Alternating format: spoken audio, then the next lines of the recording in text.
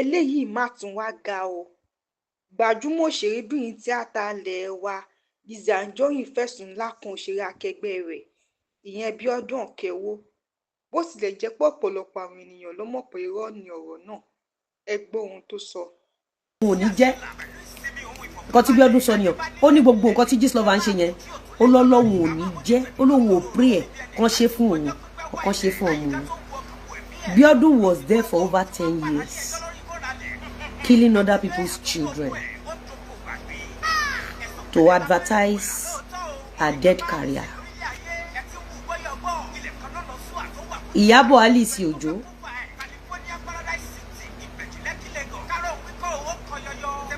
tán bá ní gbogbo àwọn tán jọ ń ṣe fíìmù àwọn ẹgbẹ́ ẹ̀ wọ́n ní ìṣòro òun ló máa wà níwájú pé àwọn táwọn jọ ń ṣe fíìmù yẹn o àfikún kù.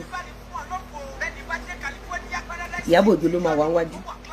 Ó gbọ́ nǹkan tí Bíbélì sọ ni gbogbo orú ẹ̀dá bí Ìyábọ̀ Òjó, gbogbo orú ẹ̀dá bí Bíọ́dún Òkèowó, gbogbo orú ẹ̀dá bí Dorcas. Tó bá wo show Dorcas nígbà tí Dorcas ń ṣe show fún mi tó ń ṣe show fún Mr. Lawal, tó bá wo èpè ìdè tí Dorcas ń ṣe fún ọmọ ìkókó tí Dorcas dé admit wípé àti inú oyún làwọn tí ń ṣépè fún ọmọ ìkókó yẹn.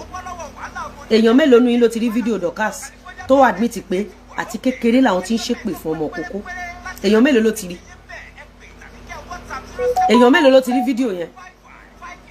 Èèyàn mélòó ló ti rí fídíò yẹn tí Dorcas admit wípé àti kékeré àti inú oyún làwọn tí ń ṣépè fún ọmọ ìkókó?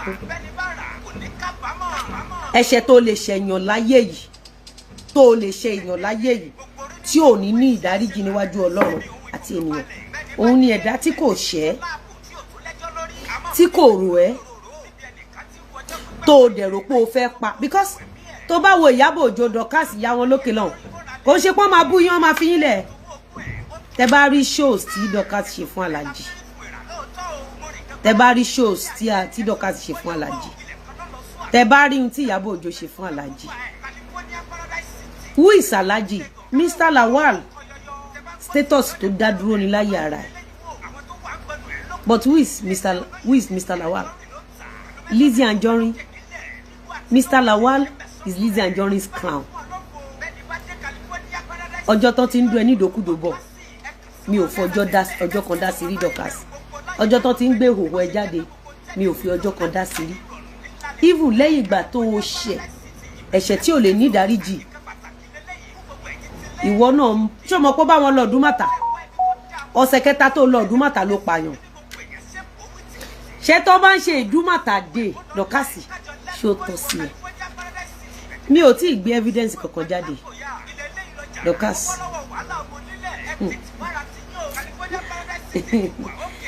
Evidence kan ni mo ń retí kí gbogbo yín gbé jáde tẹ́ẹ̀dẹ̀ tí gbé jáde.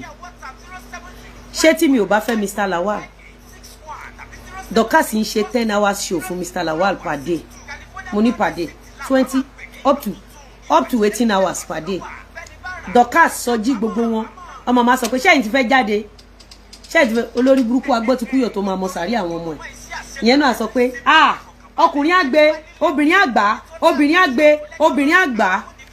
Báyé bá ń yẹ kó rọra jayé, gbogbo ipòkípò tó bá wà nílé ayé má jayé bí ẹni tí ò ní lọ láyé mọ́.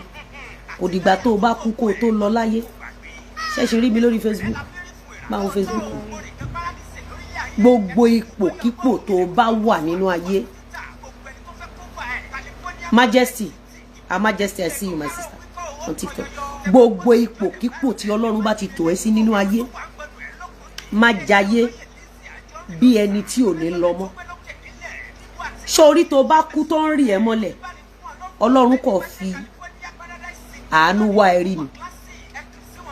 Àwọn ikú kan wà tó bá kú ayé ò ní gbọ́ ẹ mọ́, ò ní jára ayé mọ́. Ẹ rí pé àwọn onítíátà kan ẹ máa gbọ́ wọn o, ẹ máa gbọ́ wọn ṣàdédé ẹ̀kọ́ ní gbọ́ àwọn onítíátà yẹn mọ́. Ẹ rí pé àwọn olórin kan wà ẹ ti máa gbọ́ wọn ṣàdédé ẹ̀ ní gbọ́ wọn mọ́. Ẹ rí pé àwọn olókìkí kan máa wà ṣàdédé lẹ̀ ẹ̀kọ́ ní gbọ́ wọn mọ́. Àsìkò tẹ́ ẹ̀ gbọ́ wọn mọ́ yẹn àsìkò tó ń jáde láyé ni. ẹ̀yin èèyàn kí lẹ rí sóhun tí Lizzy Anjorin sọ nípa Bíọ́dún Òkèọwọ́?